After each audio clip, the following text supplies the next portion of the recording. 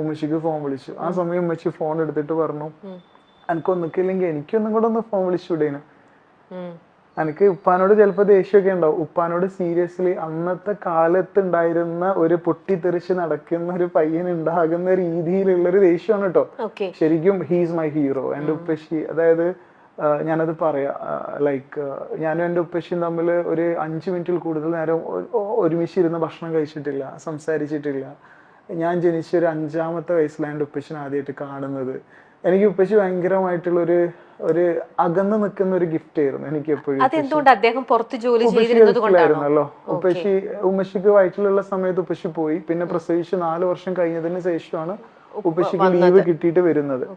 അപ്പൊ സ്വാഭാവികമായിട്ട് ഉപ്പ എന്ന് പറയുന്നത് എനിക്ക് വാക്ക് മാത്രമായിരുന്നു, അക്ഷരങ്ങൾ മാത്രമായിരുന്നു. അതുകൊണ്ടൊക്കെ ആയിരിക്കാം. പക്ഷെ ഈ ലോകത്തിൽ എന്നെ ഏറ്റവും കൂടുതൽ സ്നേഹിക്കുന്നത്, ഇഷ്ടപ്പെടുന്നത് ശരിക്കും എൻ്റെ ഉപ്പച്ചിയാണ്. അത് ഞാൻ മനസ്സിലാക്കാൻ ഒരുപാട് സമയമെടുത്തു. നമ്മൾ ഈ തുറന്നു നോക്കാത്ത പുസ്തക വരികളൊക്കെ അല്ലേ, പക്ഷെ പരീക്ഷ കഴിഞ്ഞ വരിക അല്ലേ, തുറന്നു നോക്കാത്ത പുസ്തക വരികൾ പോലെയാണ് നമ്മുടെ അച്ഛന്മാര്. സീരിയസ്ലി നമ്മളത് മനസ്സിലാക്കുമ്പോഴേക്കും എല്ലാം കഴിഞ്ഞു പോയിട്ടുണ്ടാവും. കാരണം അവര് ഈ പറയുന്ന പോലെ അച്ഛൻ ദൂരെ ഒരിടത്തായിരുന്നു, സ്നേഹം എക്സ്പ്രസ് ചെയ്യാനുള്ള ഒരു സാഹചര്യം കിട്ടിയിട്ടുണ്ടായിരുന്നില്ല. അപ്പൊ അത് എല്ലാം തെറ്റിദ്ധരിക്കപ്പെട്ടു. പല കാര്യങ്ങളും എന്തെങ്കിലും ഒക്കെ പറയുമ്പോൾ ഒരു പക്ഷെ നോ അദ്ദേഹം പറഞ്ഞിട്ടുണ്ടാവാം. അതൊക്കെ ഷബീറിന്റെ അന്നത്തെ പ്രായത്തില് അതെല്ലാം വലിയ വേറെ രീതിയിൽ എടുക്കും. പ്രായത്തിന്റെ ഒരു കുഴപ്പമാണ് അതെല്ലാം.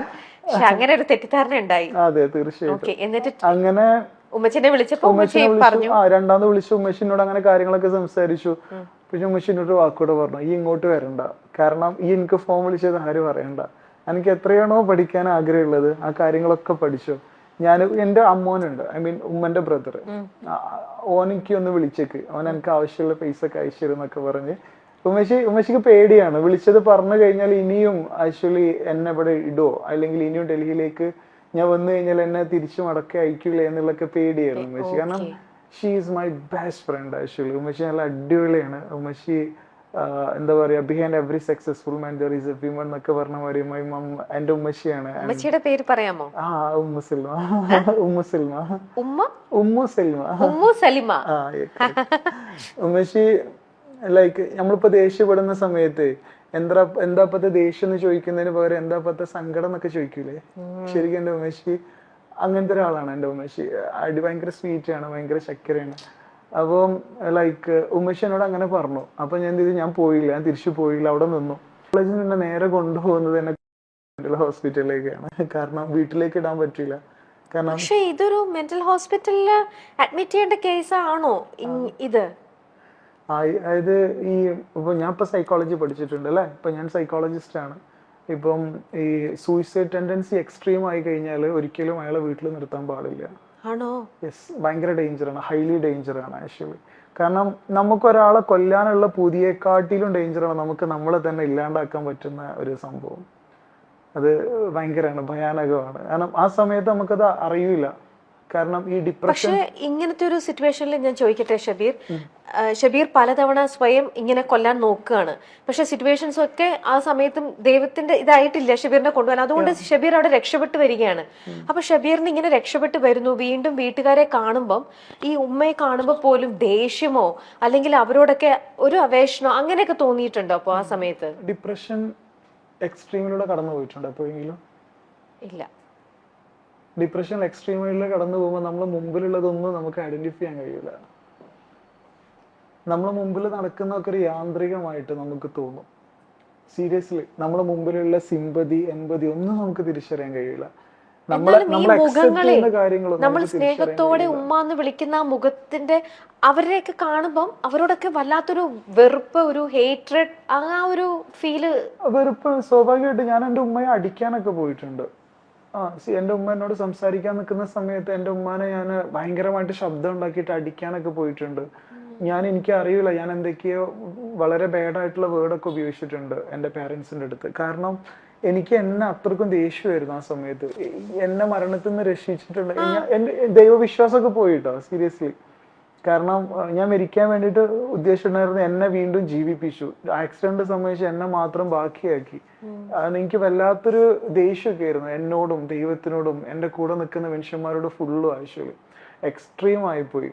അപ്പം ഡോക്ടർ നിർദ്ദേശം കൊടുത്തു, ഇവനെ ഇനിയും വീട്ടിലേക്ക് കൊണ്ടുപോയി കഴിഞ്ഞാൽ ഒന്നും കൂടി ഡേഞ്ചർ ആവാൻ ചാൻസ് ഉണ്ട്. അതുകൊണ്ട് പുള്ളിക്കാരനൊരു സുഹൃത്തുണ്ട് കുതിരവട്ടം മെന്റൽ ഹോസ്പിറ്റലിൽ, നമുക്ക് അങ്ങോട്ടേക്ക് കൊണ്ടുപോകല്ലേ എന്ന് പറഞ്ഞു.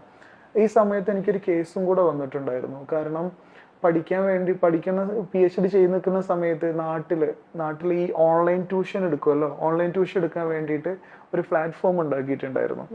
ഓൺലൈനിലൂടെ സുഹൃത്തുക്കളായിട്ട് ബന്ധപ്പെട്ടിട്ട് അങ്ങനെ അതിനു വേണ്ടിയിട്ട് കുറച്ചധികം ഫണ്ട് റൈസിങ് നടക്കുമല്ലേ, നമ്മൾ ഇൻവെസ്റ്റ്മെന്റ് രീതിയിൽ നടക്കുമല്ലോ. പക്ഷെ എന്ത് ചെയ്യുന്ന വെച്ചാൽ സ്വാഭാവികമായിട്ട് ഈ ആക്സിഡന്റിന് ശേഷം എനിക്കത് നോക്കാൻ കഴിഞ്ഞില്ല.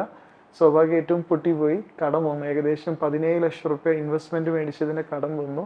അപ്പൊ അവര് എന്ത് ചെയ്തു, ചീറ്റിംഗ് കേസ് കൊടുത്തു. 420 and 409 IPC ചീറ്റിംഗ് കേസ് കൊടുത്തു. അപ്പം ഈ കേസ് ഓൾറെഡി കോടതിയിലുണ്ട്. അപ്പം കോടതിയിൽ നിന്ന് ഈ കേസും എന്റെ മാനസികാവസ്ഥയും കൂടെ വെച്ചിട്ട് കോടതിയും പറഞ്ഞു എന്ത് ഹോസ്പിറ്റലിൽ അടക്കാൻ വേണ്ടിയിട്ട് പറഞ്ഞു. അങ്ങനെ കുതിരവട്ടം മെന്റൽ ഹോസ്പിറ്റലിൽ സാദിഖ് ഡോക്ടറിന്റെ കീഴില് ഫോറൻസിക് സെല്ലിൽ അടക്കുക ആഴ്ചയിൽ. എത്ര നാള്? 90 days. അതായത് ഫോറൻസിക് സെല്ല് പറഞ്ഞാൽ 2 സെല്ലുണ്ട്. ഒന്ന് ഫോറൻസിക് സെല്ല് കോടതി വിധിച്ചിട്ട് വരുന്ന ആൾക്കാരെ കിടത്താനുള്ളതും മറ്റു നോർമൽ ആയിട്ടുള്ള സിവിലിയൻസിനെ കിടത്താനുള്ളതും. അപ്പം എന്നെ നേരെ ഫോറൻസിക് സെല്ലിലേക്കാണ് കൊണ്ടുപോകുന്നത്. അപ്പോൾ 14 പേരുള്ള ഒരു ജനറൽ വാർഡാണ്, ഒരു ജനറൽ സെല്ല് പോലെ. അപ്പൊ അതിലേക്ക് കയറ്റുന്ന സമയത്ത് ഭയങ്കരമായിട്ടുള്ളൊരു, ഞാൻ റിസർച്ച് ചെയ്യുന്ന സമയത്ത് ഞാൻ സെല്ലിന്റെ വെളിയിൽ നിന്ന് കണ്ടിട്ടുള്ള ഹോസ്പിറ്റലാണ് കുതിരവട്ടം മെന്റൽ ഹോസ്പിറ്റൽ. ആ ഹോസ്പിറ്റലിന്റെ സെല്ലിലേക്ക് ഒരു പേഷ്യന്റ് ആയിട്ടാണ് എന്നെ കയറ്റുന്നത് ആഴ്ചയിൽ. അങ്ങനെ ലൈക്ക് ഭയങ്കരമായിട്ട് ഡിപ്രഷൻ ആയിരുന്നു. അങ്ങനെ ഉള്ളിലേക്ക് തന്നെ കയറുന്ന സമയത്ത് ഞാൻ ഭയങ്കരമായിട്ട് പിറുപിറുക്കുന്നുണ്ട്. ലൈക്ക് നമ്മൾ ഈ നഷ്ടപ്പെട്ടൊരു പിറുപിറുക്കലുണ്ടല്ലോ, ആ സമയത്ത് ഇച്ചായ എന്ന് പറയുന്ന ഒരാളുണ്ട് ആ സെല്ലില്. എല്ലാവരും ഇച്ചായ എന്നാ വിളിക്കുക. അദ്ദേഹം 15-16 വർഷമായിട്ട് അതിൻ്റെ ഉള്ളിൽ തന്നെ ഉണ്ട്. അസുഖം മാറിയിട്ടും അദ്ദേഹത്തിനെ അക്സെപ്റ്റ് ചെയ്യാനോ സ്വീകരിക്കാനോ ഒരാളില്ലാത്തതിന്റെ പേരിൽ അവിടെ ഇട്ടിരിക്കുന്ന ഒരു മനുഷ്യനാണ്. അങ്ങനത്തെ ഒരുപാട് മനുഷ്യന്മാരുണ്ട് കേട്ടോ. അപ്പം ഞാനിങ്ങനെ പിറുപിറുത്തപ്പോൾ മൂപ്പര് എണീറ്റിട്ട് എടാ മിണ്ടാതിരി എടാ എന്ന് പറഞ്ഞിട്ട് എൻ്റെ അടുത്തേക്ക് വന്നതിൽ ഞാൻ അറിയാതെ എൻ്റെ കയ്യിലുണ്ടായിരുന്ന പ്ലേറ്റ് എടുത്തിട്ട് അദ്ദേഹത്തിനെ അടിച്ചു. അപ്പൊ അടിച്ചതിൽ എന്ത് ചെയ്ത്, പെട്ടെന്നുള്ള അടിയല്ലേ, അപ്പൊ അദ്ദേഹം വീണു. അടിയിലേക്ക് വീണ സമയത്ത് നെറ്റി പൊട്ടിയിട്ട് ചോര വന്നു. എന്നെ അറ്റൻഡർമാർ വന്നിട്ട് എന്നെ സിംഗിൾ സെല്ലിൽ കൊണ്ടുപോയിട്ടു. സിംഗിൾ സെല്ലിൽ കൊണ്ടുപോയിട്ടാണ്ട് എന്ത് ചെയ്ത് എനിക്ക് സഡേഷൻ തന്നു. അങ്ങനെ ഞാൻ സഡേഷനിൽ ഉറങ്ങി. രാവിലെ എണീക്കുന്ന സമയത്ത് ഒരു 22 വയസ്സൊക്കെ പ്രായം തോന്നിക്കുന്ന ഒരു നേഴ്സ്, ഒരു നല്ല വെള്ളാരങ്ങണ്ണൊക്കെയുള്ള ഒരു നേഴ്സ്, ലിയ എന്നാണ് ആ പേര്. ഞാനൊരു ബുക്ക് ചെയ്തിട്ടുണ്ട് കേട്ടോ നേഴ്സിനെ കുറിച്ചിട്ട്. ലിയ എന്ന് പറയുന്ന പേരിൽ ഒരു ബുക്ക് ചെയ്തിട്ടുണ്ട്. ഇവള് എൻ്റെ അടുത്ത് ഇങ്ങനെ വന്നാണ്ട് എണീക്കേട്ടാ എന്നിങ്ങനെ പറഞ്ഞു എന്നോട്. അപ്പോൾ ഞാനിങ്ങനെ നോക്കി. അപ്പോൾ എന്നോട് പറഞ്ഞു, ഈ മരിച്ച കുട്ടിയില്ല അന്നയുടെ കണ്ണ് ഭയങ്കര വെള്ളര കണ്ണായിരുന്നു, ഭയങ്കര പൂച്ചക്കണ്ണ് കളയായിരുന്നു ഉണ്ടായിട്ടുണ്ടായിരുന്നു. സെയിം കണ്ണാണ് അവളുടെ കണ്ണ്. ഇപ്പോഴും കുതിരവട്ടത്ത് വർക്ക് ചെയ്യുന്നുണ്ട് കേട്ടോ നേഴ്സ്. അങ്ങനെ അവളുടെ ഹസ്ബൻഡ് അവിടെ നേഴ്സാണ്, മെയിൽ നേഴ്സാണ്.